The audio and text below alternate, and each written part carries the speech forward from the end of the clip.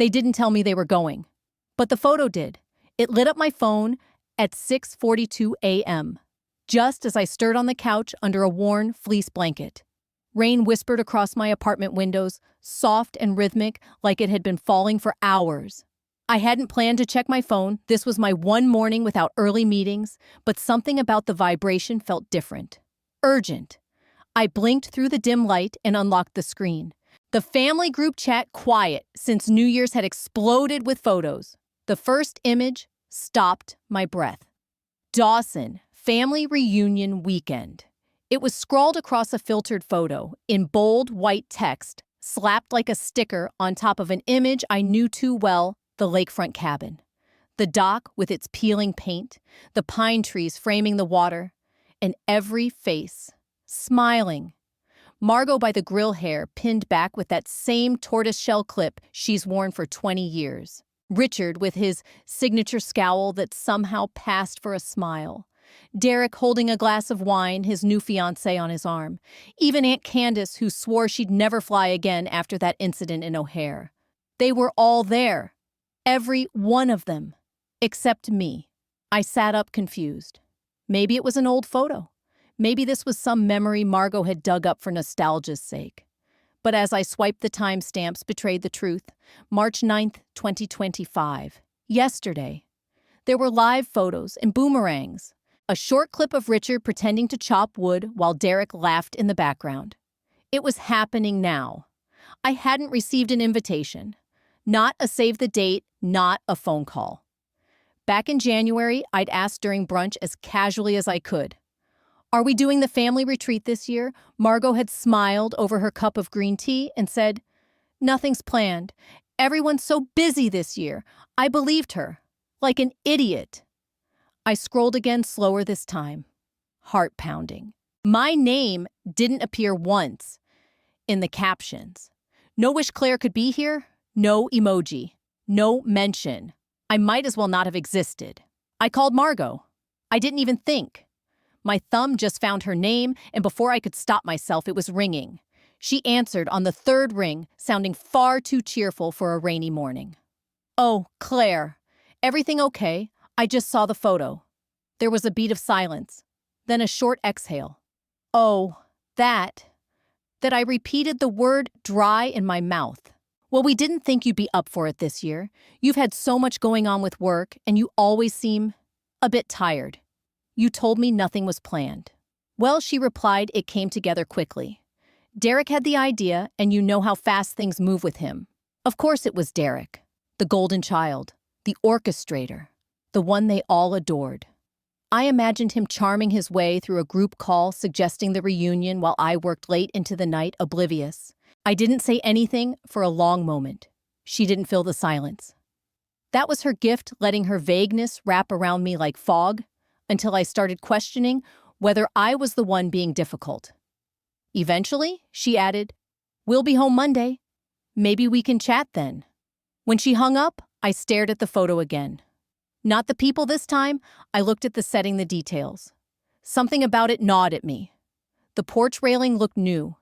The deck had been re-stained, the steps fixed. Someone had added planters, big ceramic ones filled with daffodils. And then I saw it. The name plate. Grandpa's old sign used to hang crookedly above the door. The Dawson cabin, carved with his own hands, weathered and chipped but full of history. I'd helped him hang it when I was 12. It had been crooked ever since. Now it was gone. In its place, a polished brass plaque straight and gleaming. Dawson Legacy Cabin. Legacy. The word punched the air out of my lungs. My stomach turned. My vision tunneled. I had a sudden ugly thought. Had they renamed the property without telling me it wasn't just a photo? It was the final proof. I sat at my kitchen table. Barely touched coffee cooling beside me. Laptop open and silent. The storm had passed overnight, leaving the city washed and gray. But inside me, the pressure hadn't lifted. If anything, it had deepened, settling into the space between my ribs like a stone. I couldn't stop thinking about the nameplate, Dawson Legacy Cabin. That one word, legacy. A word that should have included me. I kept circling back to something Grandpa said at his last Thanksgiving. This cabin's for the grandkids. All three. Don't let them mess that up. All three. Me, Derek, and cousin Mallory. I remembered the will being read. I remembered nodding through legal phrases, Margot dabbing at her eyes with a lace handkerchief, Richard checking his watch like the whole affair was an inconvenience. The cabin had been split between the grandchildren. Equally. That's what they said. That's what I remembered. So how did it end up with Derek? The photo wasn't just a betrayal. It was a discrepancy, a warning, a clue. I pulled the folding step stool from my hall closet and climbed to the top shelf. The plastic bin labeled 2016 docs was heavier than I remembered. I dragged it to the floor, sat cross-legged like I used to as a kid flipping through storybooks and started sifting. Tax returns, apartment leases, an expired passport. Then I saw an email printout from March 2015. The subject line read, "Need your signature by EOD Recabin." There was a PDF icon clipped in the corner and a short message, "Hey Claire, this is just for some tax stuff and minor refinancing. Nothing dramatic. Derek said you'd understand. Sign and send back ASAP, thanks." I frowned. The sender was our family lawyer at the time, Mitchell Granger. I hadn't thought about him in years. I flipped the page and stared at the attached form. Dense legalese in 10-point font, peppered with words like structure, instrument, transfer, entity. My eyes scanned the lines trying to decipher meaning from the fog. And then I saw it nearly buried in a paragraph near the bottom. Hereby consenting to the assignment of all ownership interest to Dawson Holdings LLC, effective immediately upon execution. My stomach clenched. I turned the page and saw my own signature. My full name in neat practice loops. Dated March 12, 2015. I had signed it. I had signed away my share of the cabin. My mind flailed backward. Derek had called that day, I remembered now, faintly. I'd been juggling 3 projects at the firm and had a migraine from staring at site plans too long. He had caught me between meetings. "It's just some restructuring," he'd said breezily. "Helps with taxes. You don't even have to read it. Just do me a favor." "You trust me." Right, I did. I always did. The golden boy. The one who always landed on his feet.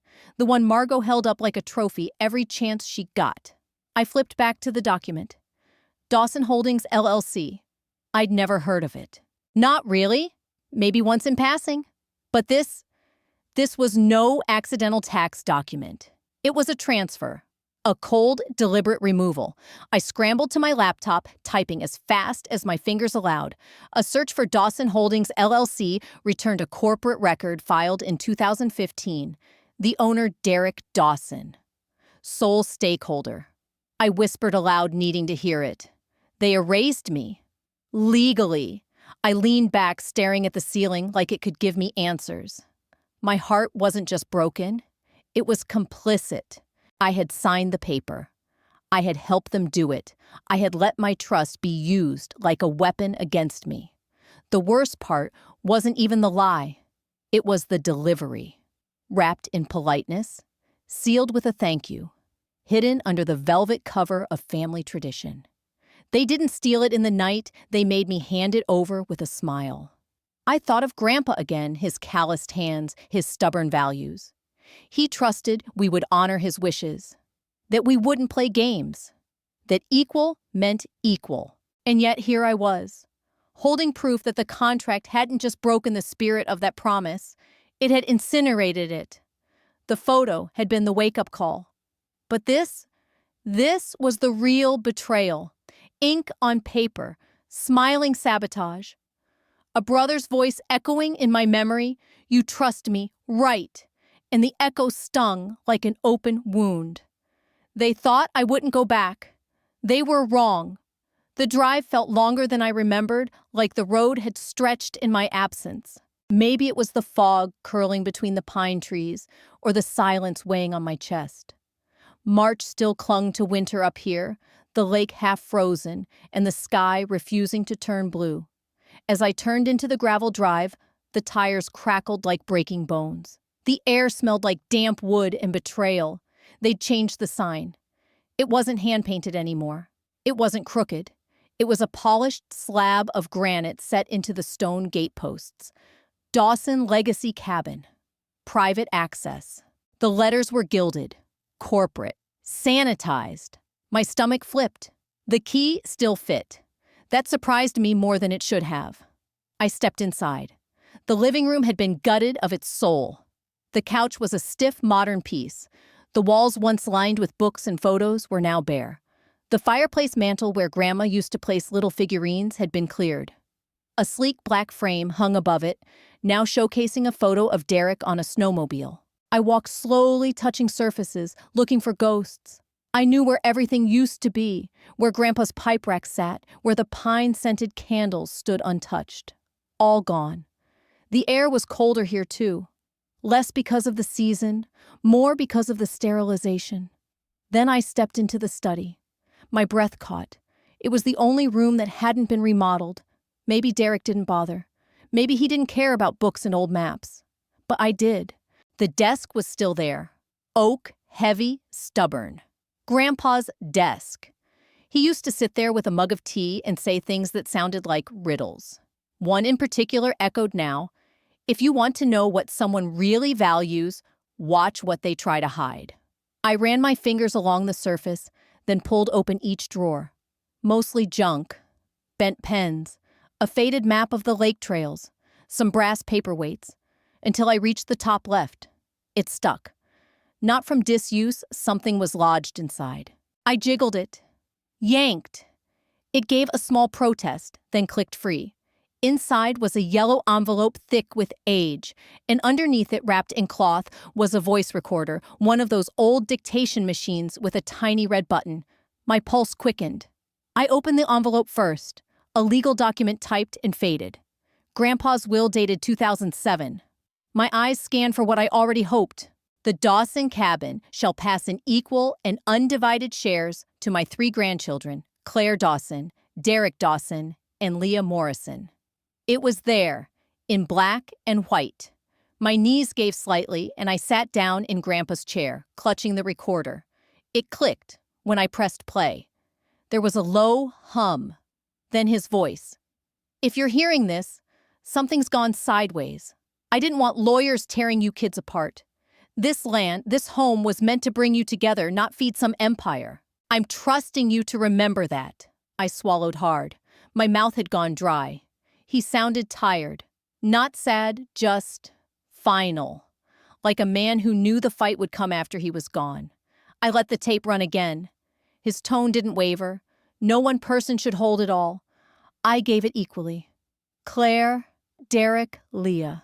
You each meant something different to me, and you each deserve a piece of what we built here. Tears welled before I even knew they were coming. I had been erased. Not just forgotten, but rewritten out of history.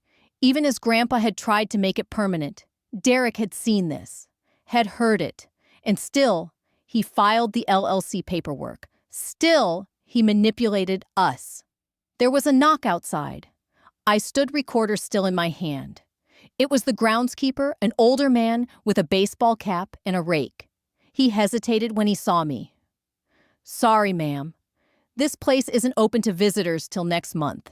I'm Claire Dawson. He looked at me for a long beat, then nodded slowly. Didn't know there was a Claire. I only ever see Derek. Figured it was his. His. Like the sign said. Like the LLC said. Like the lie Derek built from my signature. The man shuffled away. I sat back down. And if he lied about this, what else did he cover up? If they played games with signatures, I'd learn to play better. By the time I stepped into Danica Pierce's office, the air around me felt electric. Like I was carrying a thunderstorm inside my ribcage. I didn't dress for war, but my heels were sharp, my blouse buttoned with precision. Celeste had described Danica as a scalpel, not a sledgehammer. The office matched that sentiment: sleek, minimal cold glass and brushed steel, not a soft cushion in sight. Danica didn't rise when I entered. She looked up, once dark eyes measuring. Claire Dawson. It wasn't a question. Yes. I placed the manila folder on her desk like an offering I wasn't sure she'd accept. These are copies. The original will, a digital voice recorder, and something I think was a fraud buried in paperwork. She didn't reach for it immediately. Instead, she folded her hands and said, "Celeste says you're organized." Angry, but not reckless. That's still true. I didn't answer. I just opened the folder and pulled out the voice recorder. This first. I pressed play. The static crackled. Then Grandpa's voice filled the space, soft, unwavering, clear. To my grandchildren equally. This place was never meant to be one man's empire. For a moment, Danica said nothing. Her lips pressed into a thin line, then she exhaled through her nose. Well, damn. He sounded like a man who didn't waste words. That's one thing about him, I replied. He meant what he said. Danica picked up the folder, now flipping through with the speed of someone who'd been raised on fine print. She paused at a scan of the LLC document. Her brow furrowed. Refinancing paperwork, she muttered, then tapped the paragraph near the bottom. Transfer of property rights to Dawson Holdings, LLC. This was disguised as a tax form. I signed it 10 years ago, I said. Derek said it was just a formality to help with refinancing. I didn't even read the whole thing. I trusted him. That's what they count on, she said flatly. Trust. Especially in families. It's the perfect camouflage. Danica scribbled something in her legal pad. What's the end goal for you, Claire? Reclaim the cabin expos. Derek. Or just make them pay? Yes, I said. A brief smile flickered across her face. Good answer. Then she got serious again. Here's where we stand. The recording isn't legal proof of inheritance intent, but it's persuasive in the court of public opinion. The will copy is useful, especially if the original disappears. But the LLC document, that's the fulcrum. If we can prove coercion or that you weren't informed of the consequences, we open a path. Is that a path to winning? Not outright, but to pressuring, undermining, making Derek uncomfortable enough to negotiate. She stood and crossed to a whiteboard behind her desk, sketching a rough diagram. Bu, will, R, recorder, L, LLC. Then she circled L in red. This is where we attack. Paper trails leave fingerprints. I asked, what's the first step? Cease and desist. We'll send it to Derek regarding the branding of the cabin. He's using the name Dawson Legacy, as if it's his birthright. If your grandfather intended it to be shared, we can argue misrepresentation. Simultaneously, we file a motion of inquiry petition the court to examine the legitimacy of that transfer. She turned back to me. We're not launching a nuke. We're cutting at the seams. I looked at the pen she laid before me. So this is real now. Only if you sign the retainer. I didn't hesitate. I picked up the pen, my hand steady for the first time in weeks. I wrote my name on the line with deliberate clarity. Claire Dawson. No erasures, no doubt. As I handed the document back, something shifted. Not just in the room, but in me. This wasn't just about a cabin anymore. It was about truth, about pushing back. Danica slid the paperwork into a red folder. Good, she said. Now we hit where it hurts. His image, his brand, his comfort zone. I nodded. What happens next? We research, we document, we calculate. And if they try to play polite? She looked me dead in the eye. From now on, Danica said we're not playing nice. They didn't tell me. They didn't warn me.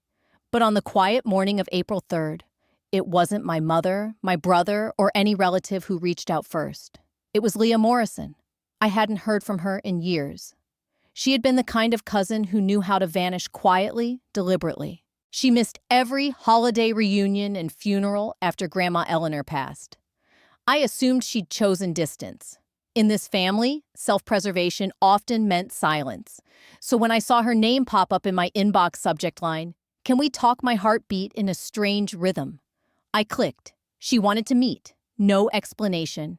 Just a time, a place, and a short line about the cabin. The coffee shop was one of those small, tucked-away places where you could hear the hiss of the milk frother more clearly than the voices around you. Leah arrived before me. She sat at a corner table, fingers curled around a mug of black coffee eyes, already scanning the street. She looked thinner than I remembered, hair shorter, face drawn but composed. I approached cautiously. She stood to hug me, tentative but real. "I didn't know if you'd come," she said. "You're the only one who's tried," I replied. We sat. "I saw the news about the name change," she began, voice low. "Dawson Legacy Cabin. That wasn't your grandfather's idea." "No," I said. "It wasn't." There was a long pause during which she seemed to measure me. Then she leaned in and said something I hadn't expected. "They did it to me too. Years ago." "What do you mean, Grandma Eleanor?" "She wrote me into her will. I was supposed to inherit her jewelry and a portion of the lake funds. But something changed suddenly. Just months before she passed. Margot and Richard said she rewrote everything. They said she changed her mind." My stomach clenched. I knew that tone. The shame of being told you were no longer wanted. That someone had simply removed you. "I didn't question it," Leah continued. "I didn't want to cause trouble. I didn't think I could win. And now?" "Now," she said, pulling a worn envelope from her purse, "I think you might." She slid it across the table. I opened it carefully. Inside was a folded scan of a document. Legal looking. The paper was aged in the scan, but legible. The heading, "Last Will and Testament of Eleanor Caldwell Dawson." I read, eyes scanning quickly. The date July 2016 was months after the transfer that moved the cabin to Derek's LLC. And in bold text underlined was a sentence that made my breath catch. "I hereby name Claire Dawson as primary caretaker and steward of the Dawson cabin to honor the memory and wishes of Edward Dawson." It was clear, specific. Eleanor had meant for me to have a voice. She'd written it into her will. And yet no one had ever told me. "When did you get this?" I asked. Leah hesitated. "I found it after the funeral. It was mixed into a box of old files she kept in her sewing room. I made a copy and gave the rest to Margot. I didn't know what they'd do. But then I never heard about it again. Not at the reading. Not anywhere. And you stayed quiet all these years." Her eyes dropped. "I was afraid. They threatened to cut ties, said I'd be dragging Eleanor's name through the mud. I had student debt, no lawyer, no courage. Now I understood her absence at every holiday. It wasn't just distance. It was grief, humiliation, and a quiet exile. But when I saw your name in the filings," she said, "I realized someone was finally standing up. And I had no excuse anymore." I leaned back in my chair, the weight of the document thick in my hands. "They didn't just erase you," Leah said, her voice barely above a whisper. "They buried Eleanor, too." I didn't reply. I couldn't. Not yet. But in my chest, something cracked open. Not grief, not rage, but clarity. This wasn't just about stolen property anymore. It was about the truth they'd tried to silence. You can't argue with a dead man, especially when he's got receipts. The rain hadn't let up since morning. It tapped against Danica's windows like a second hand, keeping time with the quiet war we were about to start. She handed me a warm cup of coffee, then turned her focus to the evidence folder I'd laid across her desk. "Okay," she said, pushing up her sleeves. "Let's begin." The recorder sat between us. Its silver edges were worn, smooth, the play button slightly stuck. I had to press it twice before it clicked. Grandpa's voice came through in a gentle crackle, low and gravelly. "If you're hearing this, something's gone wrong." I froze. I hadn't remembered that part. Danica reached over, turned up the volume. We listened again this time, catching the full message. "To my grandchildren, Claire, Derek, and Emily. Equal shares always. That was my deal. No LLC, no consolidation. This place isn't for business, it's for family." Danica blinked slowly. "That's clear." "He knew something might happen," I whispered. She nodded. "And he time-stamped his warning. That voice memo's dated March 8th, 2015, 1 week before the LLC filing you signed." I stared at her, the pieces shifting into place like a cruel puzzle. Derek had filed the LLC on March 15th. I'd signed the refinancing doc on March 14th without reading past the second paragraph. My initials, dutifully scribbled in a hurry, were now the key to my own erasure. I want to believe it was a mistake, I murmured. That I misunderstood what I was signing. Danica looked me in the eye. Even if you did, someone else understood perfectly. She turned her laptop toward me, pulling up the document metadata from the LLC agreement.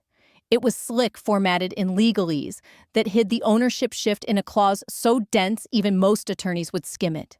But it was there, full rights to Dawson Holdings LLC as administered by Derek Dawson. I let out a breath.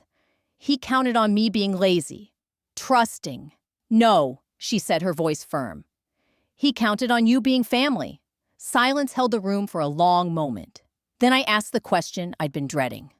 What now? Danica opened a legal pad, began jotting notes in quick, clean lines. First, we file a cease and desist. Derek has no right to use the Dawson Legacy brand. It implies a heritage he unilaterally claimed. He repainted the cabin nameplate, I said almost to myself, as if he'd written himself into history. Danica nodded. That voice recording. It contradicts the public narrative. We use it. She clicked a few buttons, enhancing the audio slightly, isolating the words "No LLC." Her software confirmed the original date stamp. This is legal ammunition, she said, not just sentiment. If this goes to court, it's a smoking gun. A part of me wanted to curl up to retreat, but another part, one I hadn't heard from in years, sat up straighter. The version of me that used to negotiate contracts with calm precision. The Claire who once redesigned a collapsing bridge under budget and ahead of schedule. That Claire was coming back. Danica slid a fresh document across the desk. Retainer agreement for legal services, it read. Special terms, legacy dispute, potential fraud, contested inheritance. I picked up the pen and signed. Clarity swept through me like cold water. No more vague phone calls, no more pretending I misunderstood. They had erased me. I was writing myself back in. Danica hit a few keys, compiling the cease and desist with attached audio and will scans. Before she clicked send, she glanced at me. You ready? I gave a single nod. It's time they hear Grandpa's voice. Danica says, hitting send. They didn't flinch when they erased me, but they blinked at a lawyer's letterhead. The first 2 days after Danica sent the cease and desist, there was nothing. No sarcastic texts from Derek, no guilt-tripping emojis from Margot. The family group chat had gone ghostly quiet. The stillness wasn't comforting. It was the kind of silence that comes before a storm. On the third morning, it arrived. I was sipping lukewarm coffee and rereading the retainer agreement when my phone buzzed. Incoming call, Dawson Family Group. My thumb hovered. I almost didn't answer. Then I did. Derek's face appeared first. All business casual in a zip-up vest, hair too perfectly tousled to be natural. He was standing outside, I guessed, on the deck of the lake cabin. I could see the edge of the nameplate behind him. Dawson Legacy Cabin in polished brass. That name used to feel warm. Now it felt stolen. Well, this is dramatic, Derek said lightly, holding up a piece of paper I recognized instantly. Claire, you sent a legal threat cease and desist, I said evenly. 10 business days to comply. He made a show of reading it, lips moving like he was pretending to understand. This is a joke, right? You're mad about. The cabin. No, I said. I'm mad about being erased. There's a difference. Margot's voice chimed in, and a second later, her face filled the corner of the screen. She looked smaller than I remembered. Still polished hair set in its usual soft waves, pearls at the collar, but her eyes darted unsure. Claire, honey? She began like we were talking about a misunderstanding, not betrayal. We really didn't think you cared. You haven't been to the retreat in years. I wasn't invited, I said. Margot blinked. Well, I suppose we assumed you were busy. You've always had so much going on. Busy? I asked. Or inconvenient, Claire, Derek interjected, tone clipped. If this is about money, we can sort something out. I laughed once sharp. It's not about money. It's about what Grandpa left behind, what Grandma tried to protect, and how you both buried that. Buried, Derek echoed. You signed the LLC paperwork. I signed a tax form you rushed me through, I snapped. You buried the language. And you timed the filing days after Grandpa died. That's not tax strategy. That's deception. Margot's mouth opened, then shut. She looked down, then away. Derek's face hardened. Dragging the family name through court isn't the answer. No, I agreed, but it's the consequence. There was a pause long enough to hear the wind whistle through wherever he stood. You really want to go to war over this? I thought about the voice memo from Grandpa, about the original will Leah had handed me, about Eleanor's quiet strength and her trust. I thought about all the birthdays and holidays I had spent watching my name disappear from invitation lists, from family stories. War. No. This wasn't war. It was justice. I want what was mine to begin with, I said. You've got 10 days, Margot said quietly. We can talk, Claire. You don't have to do this publicly. Then you should have handled it privately 10 years ago. Derek folded the letter in half. Well, I guess that's that. No, Derek, I said. This is just the start. He offered a tight smile that didn't reach his eyes. Then, I guess it's war. And the screen went dark. Courts don't care about family, only about facts. The courthouse smelled of old wood mildew and nerves. I wore navy. Danica said it looked like control. Outside, the morning drizzle clung to the windows, blurring the world like a watercolor. Inside, it was all hard edges, polished floors, pressed suits, poker faces. Derek sat at the opposite table, legs crossed, smug as ever, in a tailored gray suit. He didn't look at me, but I felt the hum of his presence like static electricity, just waiting to snap. Danica leaned in. Don't expect drama. Expect silence and strategy. Let the facts speak. I nodded fingers, tightening around the small digital recorder in my coat pocket, the one that held Grandpa Edward's voice. Not evidence yet, but ammunition. The clerk called the case. The judge, a wiry man with thin glasses and an expression carved from stone, reviewed the opening briefs. William Oates, Derek's attorney, stood with theatrical calm, nodding like the outcome was already assured. Danica motioned for me to take the stand. My legs didn't shake, but my throat threatened to. I looked at the mic, not the people. I was asked to sign a document in 2015, I began. It was presented as a tax form to refinance the family cabin. I trusted my brother. I didn't read it closely. I didn't think I needed to. Did you know it included a clause transferring ownership of the property, the judge asked? No, I said. I wouldn't have agreed to that. I only discovered the clause last month. Danica rose, voice crisp. We'd like to introduce a voice recording, Your Honor, dated February 22nd, 2015, 1 week before the LLC formation. Oates stood. Objection. Hearsay. Danica didn't flinch. Your Honor, it speaks to the decedent's intent, a relevant factor in evaluating the legitimacy of the transaction, especially when the family relationships obscure consent. The judge nodded. Let's hear it. Danica pressed play. Grandpa's voice crackled through the courtroom, warm, measured. To my grandchildren, equally. This place was never meant to be one man's empire. The silence that followed was total. Even Derek looked up. Oates recovered quickly. Your Honor, with all respect, that's sentiment, not law. But intent matters, Danica countered, especially when masked by manipulation. My client's signature was obtained under the guise of tax paperwork with no disclosure of property transfer. And the original, will naming all 3 grandchildren, was never formally superseded. The judge leaned back, tapping his pen.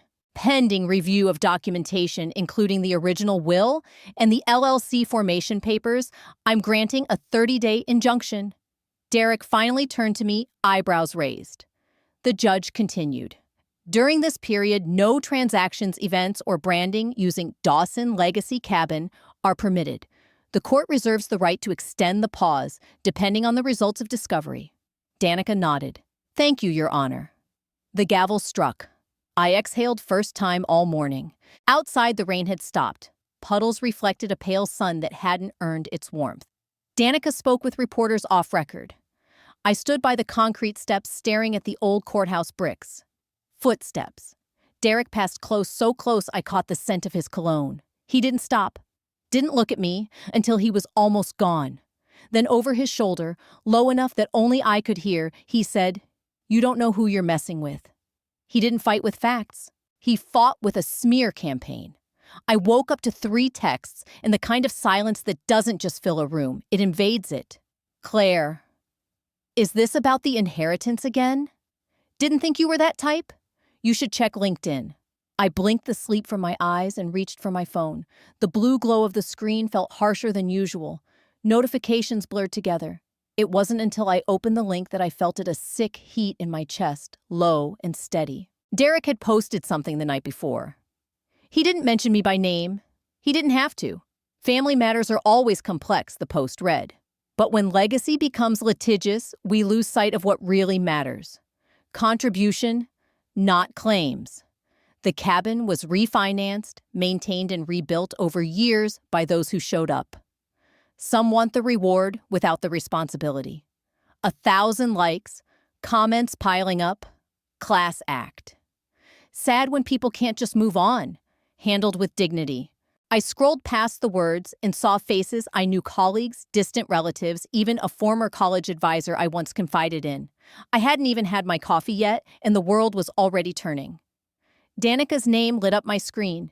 "He moved faster than I thought," she said. "He's not just trying to win in court. He wants to poison the well before you take a single step toward the witness stand." The smear wasn't a legal move. It was a psychological one. "I lost a client this morning," I said, still staring at the post. "They said they're postponing indefinitely. Another one ghosted me after a pitch last week. I thought it was coincidence. It's not. This is textbook. Undermine your credibility in public, and everything you say in private gets second-guessed." I got off the phone, then stood in my kitchen in the same clothes I'd fallen asleep in, listening to the quiet. I remembered something Celeste once said over coffee. They'll make it personal when they start to lose. It felt personal now. The memory came uninvited, one of those old family reunions where Derek stood with a red Solo cup, telling everyone how I used to hoard rocks from the cabin trail and cry when someone moved them. She even labeled them. He'd laughed. Claire the cataloger. I'd laughed too back then. Because what else do you do when your brother wraps your personality in bubble wrap and labels it fragile? I opened my laptop and pulled up the shared folder Danica and I had started. Legacy. Reclamation. Inside were files scanned, Will's screenshots, the audio clip of Grandpa's voice. I'd listened to that clip a dozen times since we found it. Each time I noticed something new, the scratch of his chair, the way he cleared his throat before speaking. It grounded me. I opened my voice recorder and hesitated. Then I hit record. "My name is Claire Dawson. I didn't ask for this fight. I didn't even know it had started until they were halfway through it. I signed a paper a decade ago, thinking I was helping with taxes. That signature erased me from a legacy I was part of long before an LLC existed." I paused, breathing in the stillness of my apartment. This isn't about revenge. It's about restoration. It's about a grandfather's promise and a grandmother's silence. It's about what they tried to take and what I'm taking back without shouting, without threats, just truth. I saved the file, dragged it next to Grandpa's in the folder, and stared at it. My voice next to his, side by side, present and past. Celeste came over that evening with 2 pints of mint chocolate chip and a glare that could melt asphalt. "Derek is going to hate that you're not losing your mind over this," she said, plopping on my couch. "He wants to rattle you." "He already did," I said. "But I'm not breaking." "You should publish it," she said, nodding at the screen. "People think he's the only one with a voice." I thought about that for a long time, about the weight of public judgment, about what people assume when they only see one side of the story. I opened the upload window, titled it simply, "The Legacy They Buried." When the screen asked, "Are you sure you want to publish?" I didn't hesitate. I clicked, "Yes." You never forget who stood silent when you were erased, or who spoke when it mattered. It was nearly 9 p.m. when the knock came. I hadn't been expecting anyone. The apartment was quiet, lights low, rain tracing familiar patterns down the window panes. For a brief moment, I imagined it might be Derek again. Some twisted surprise, but when I opened the door, it was Leah. She stood there in a trench coat, hair damp from the drizzle, clutching a plastic folder under one arm like a shield. Her eyes were cautious but clear. "I know it's late," she said, "but I didn't want to wait." My chest tightened. "Come in." She stepped inside slowly, eyes scanning the space. I could almost see her cataloging the silence, the books on the shelf, the empty tea mug by the window. We hadn't really talked in years. After Grandma Eleanor died, Leah had quietly retreated from every family function. I thought she'd vanished, but she hadn't. She'd just chosen not to be where she wasn't wanted. I found something she said walking to the kitchen table. In Eleanor's sewing chest. My breath caught. That chest had been a fixture in the lake cabin's guest room for as long as I could remember. I used to sit beside it and watch Grandma sort through buttons, old fabric, half-finished embroidery hoops. Leah set the folder down like it contained something sacred. "It was hidden beneath the false bottom," she said. I almost missed it. I opened the folder with cautious hands. Inside was a small leather-bound ledger, yellowed at the edges but well-preserved. Handwritten entries covered every page, neat and deliberate. At the top, Cabin Fund, 2016-2019. "What is this?" I murmured, flipping through it. "Rental records," Leah said. "Receipts, maintenance payments, income entries, all dated, all real." I froze on a line dated August 2017, guest rental, 3200, deposit to Dawson Holdings, LLC. My stomach turned. He said the cabin wasn't being used, that there was nothing left to fight over.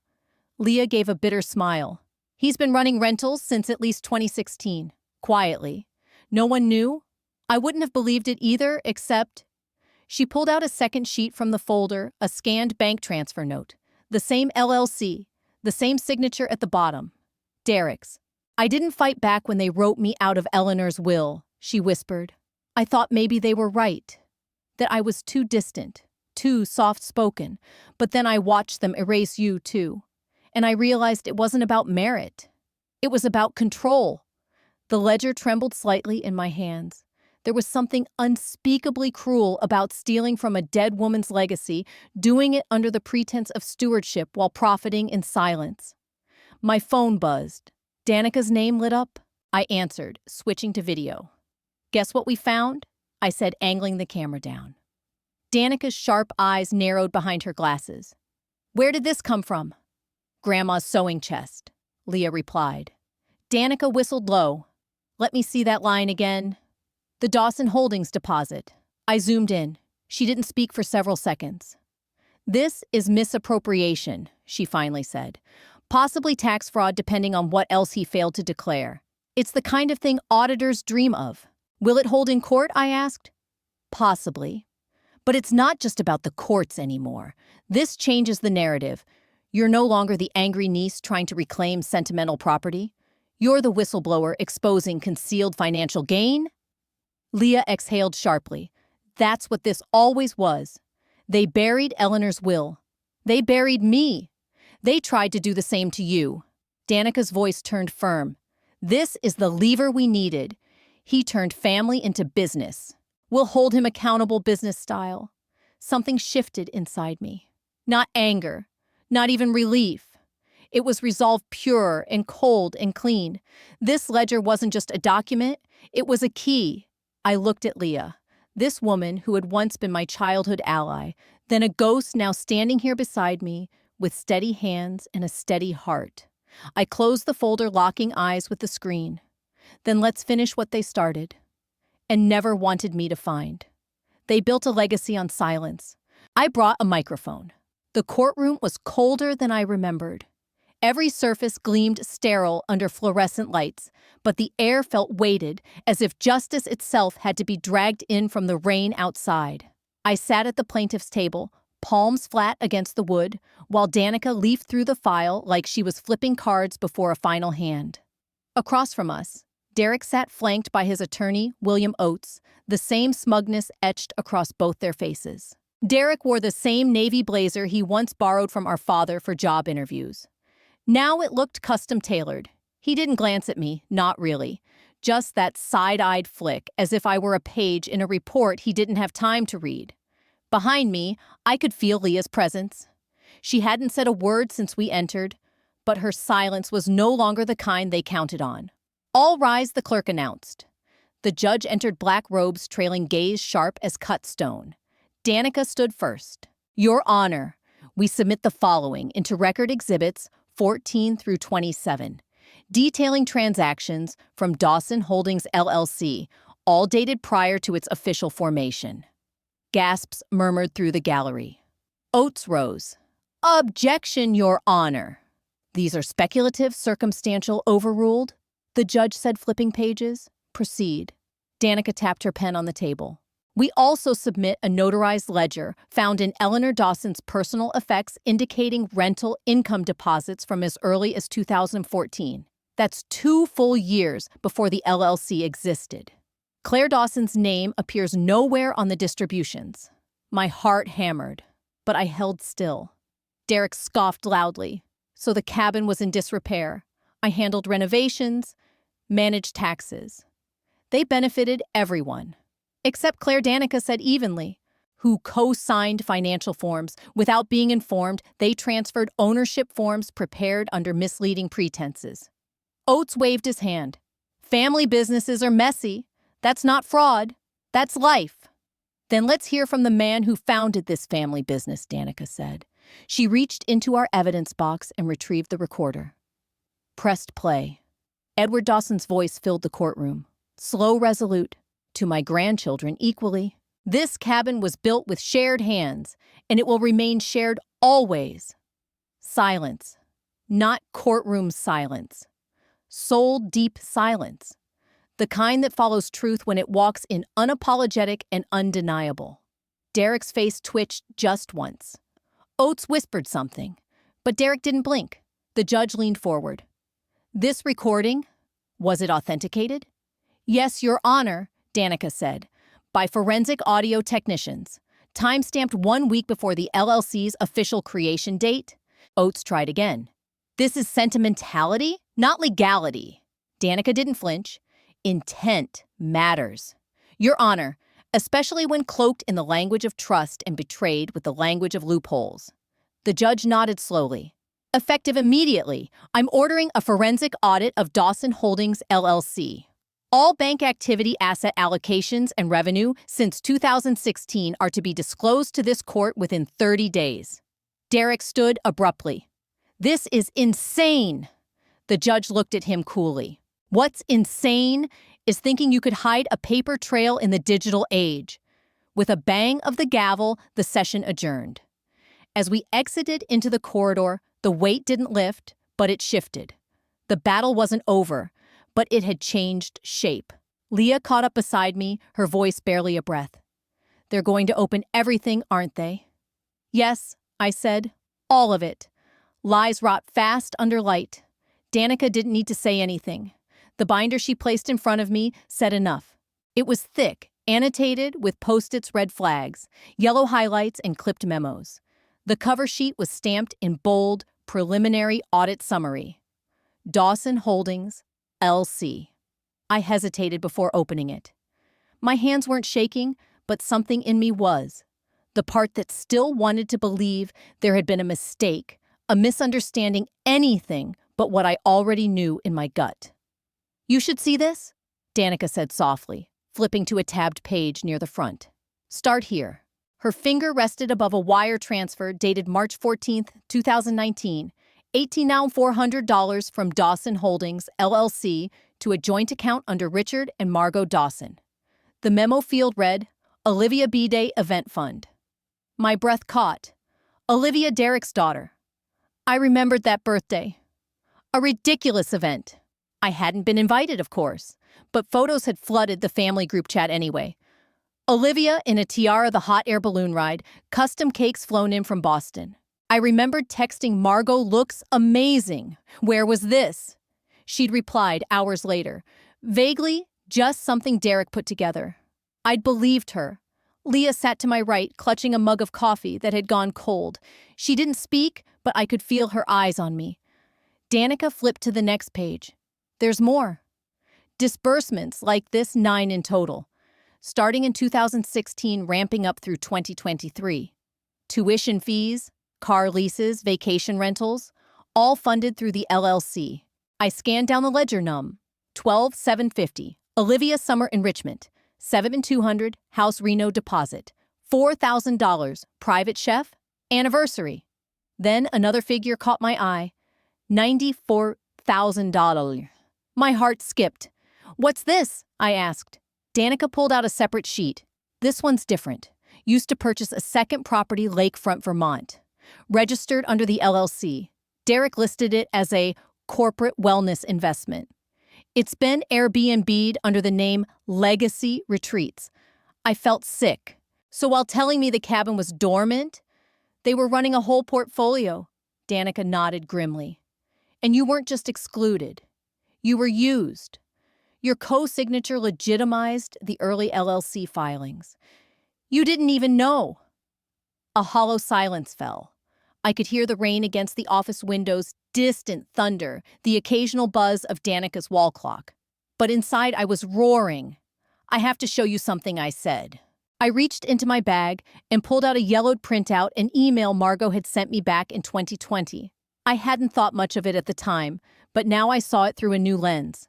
Danica read aloud. Claire, you need to stop imagining some unfairness. You're not entitled to more than your sister. We've done our best to stay fair. Fair.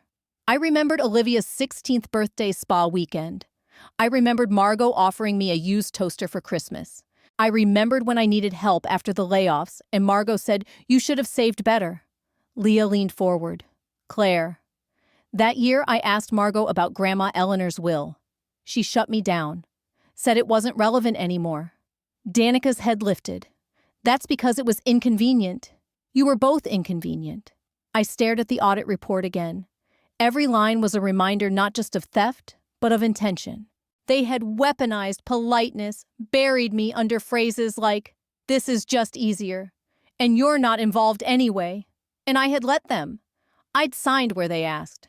I'd smiled when they excluded me. I'd been complicit in my own erasure, until now. They didn't just steal the cabin, I said quietly. They tried to erase the version of me who could fight back. Danica closed the binder and met my eyes. Then let's give that version of you the microphone. They always wanted me gone. I just didn't know they meant legally. The courtroom stillness wasn't born from reverence. It was the tension of 2 decades unraveling in front of a judge. I sat at the plaintiff's table in my navy suit hands, folded tightly on a thin stack of papers that had taken months to collect. On the other side, Derek looked freshly shaved, but drawn his jaw tight with the kind of smile that hoped charm could still win the day. Margot sat behind him. Her hands were clasped in her lap, eyes unreadable. Silent as always, an accessory to whatever story Derek needed told. The judge flipped through the forensic audit pages. The court has reviewed financial records from Dawson Holdings, LLC. The findings indicate a pattern of misrepresentation, personal expenditures listed under business accounts, unreported rental profits, and undisclosed asset transfers. Danica stood with the confidence of someone who had sharpened every sentence like a scalpel. Your Honor, the audit confirms what my client suspected. The LLC was never meant to include her. From inception, it operated in secret and served to consolidate assets away from her rightful inheritance. Derek's lawyer rose. There was a family understanding. My client acted in good faith. Ms. Dawson was uninterested in the property for years. I stood before Danica could stop me. I was never uninterested. I was uninformed. There's a difference. The judge didn't interrupt. I took it as permission. They changed the name of the cabin, created an LLC, filed silent tax documents, and when I asked about the retreat, my mother said, nothing's planned. While they were already packing bags, I turned toward Derek. You didn't just go behind my back. You erased me on paper and called it family business. Danica placed a motion folder on the table. We moved to dissolve Dawson Holdings, LLC, and transfer full ownership of the property to Claire Dawson, whose signature was obtained under misleading circumstances. The structure was built to deceive. It has no right to stand. Derek muttered under his breath. You're really going to pretend this wasn't always about you? I didn't take the bait. The judge raised his hand. Motion granted. Dawson Holdings LLC is dissolved effective immediately. Legal ownership of the lake cabin is restored to Claire Dawson. A civil penalty of $18,000 will be imposed on Derek Dawson for financial misrepresentation and willful concealment of inherited assets. The gavel dropped. Clean. Final. My breath caught in my chest, not in relief, but in disbelief. The kind that comes when the impossible becomes official. Not a fantasy, not a letter in a journal, but a verdict read aloud in a court of law. Danica exhaled beside me. You did it. No, I said. We did. We gathered our things in silence. The courtroom emptied quickly, leaving only dust motes dancing in the tired morning light. Margot walked past without speaking. She didn't glance at me, but I caught the flicker of something behind her mask. Not guilt, not sadness, fear. She was afraid of what else I had found. Outside the courthouse steps gleamed from a fresh rain. The doors creaked shut behind me. I looked up ready to face nothing more than gray clouds. But across the street stood Olivia. Her coat clutched tightly around her, her hair pinned up too precisely. I hadn't seen her since Derek proposed on the same deck Grandpa built with his own hands. She didn't wave, didn't smirk. She only watched. And I let her. I didn't owe her confrontation. I didn't owe anyone closure, except myself. So I turned from the past, dressed in cashmere and high heels, and stepped into the day I had reclaimed. They rewrote the legacy to remove me. But I wasn't the one who collapsed. I was the one who restored it. The lock hadn't changed. I had. The porch creaked under my step, familiar and strange, all at once. Afternoon light filtered through the pine trees, casting long golden shadows across the deck boards Grandpa once nailed in by hand. My palm brushed the railing as I walked past it, fingers grazing the new coat of paint Derek had ordered, but the grain beneath was still the same. You could repaint wood, but you couldn't change its memory. Inside the cabin smelled like cedar and dust. Not abandonment, just time. I let the door swing shut behind me, its soft thud echoing into the quiet. There were no family voices now, no clatter of mismatched silverware or board game arguments by the fire, just birdsong and the slow stretch of silence that didn't press it welcomed. I walked the perimeter slowly, one room at a time, taking stock not of furniture, but of feeling. The remodeled guest bathroom Derek added was sterile and too bright, but the kitchen still had the groove in the countertop where I once dropped a cast iron pan. The upstairs loft still caught the afternoon light at just the right angle to warm your face. The drawer in Grandpa's old desk still stuck before it opened as if guarding a secret. I reached for the drawer and pulled. It groaned open. Empty now, but I knew what had once been kept there, a silver key tied with red twine. The key to the back door. The key to our summers. A knock pulled me back. Leah stood at the threshold with a canvas tote in one hand and a hesitant smile on her face. Thought you'd want these, she said. I stepped aside. Come in. She set the bag down on the dining table and pulled out a few heirlooms I hadn't realized I'd forgotten. A photo of Edward in his waders, grinning with a line of trout. A cracked mug from the local diner. Then, carefully wrapped in tissue, something small and familiar. My brooch, I whispered. Eleanor's delicate silver with a pale blue stone. She used to pin it on her cardigan every Sunday morning, even if we weren't going anywhere. It keeps my posture honest, she'd joke. I turned it over. Taped to the back. Folded small was a receipt. Cabin Maintenance Fund. March 2016. A handwritten note in Eleanor's neat cursive for Claire, in case it's ever questioned. I closed my eyes. Even in silence, she'd left a record. A whisper of truth. Leah gave my hand a soft squeeze and left without needing to say more. Later, as shadows began to stretch across the porch, my phone buzzed. Danica. Title changes official, she said. The fine's been processed. You're clear. I exhaled long and slow. Thank you. For fighting with me? No, she said. You fought. I just handed you the sword. When the call ended, I stood up and walked to the utility drawer. From it, I pulled out a new lock, set the one I'd bought the day after the hearing. Installing it took only minutes, but the meaning weighed heavier than any courtroom win. I held the old key in my hand for a long moment after, the one tied with red twine. I didn't throw it away. I slipped it into the drawer where it had always lived. Not as a tool, as a reminder. What was stolen had been taken without noise, but reclaimed with voice and will. As I locked the front door with the new key, my phone buzzed again. A message from Celeste Memorial Day BBQ at mine. "You coming?" Claire pauses. They once erased me with silence. I answered with a signature. The sun hadn't quite cleared the treetops when I stepped out onto the porch. Mist still curled off the lake like breath. A warm cup of coffee rested between my palms, and for the first time in a long time, the stillness didn't feel empty. It felt earned. The cabin door shut quietly behind me, no creak, no complaint. Just the soft finality of something made whole again. I sat down with my journal, the same leather-bound one Grandpa gave me the summer I turned 18. It had survived time moves, and more than a few heartbreaks. Its pages were thinner now, softened by the years. But today's entry would be its last. Dear Grandpa. I wrote slowly, the words unfurling like breath on glass. I didn't fight for the cabin. I fought for the truth you buried inside it. My pen hovered for a moment. I thought about the battles, the courtroom glares, the documents, the recordings. I thought about Leah's folded smile when she handed me Eleanor's brooch, about Danica's fierce loyalty about Celeste, always knowing when to text at the right time. I thought about my mother, her emails, her silence, her need to make things seem nice at the cost of being right. About Derek's smirk when he said, "I guess it's war." About the first time I realized I was no longer afraid of that war. I kept writing. You told me once, "This land has roots." And so do you.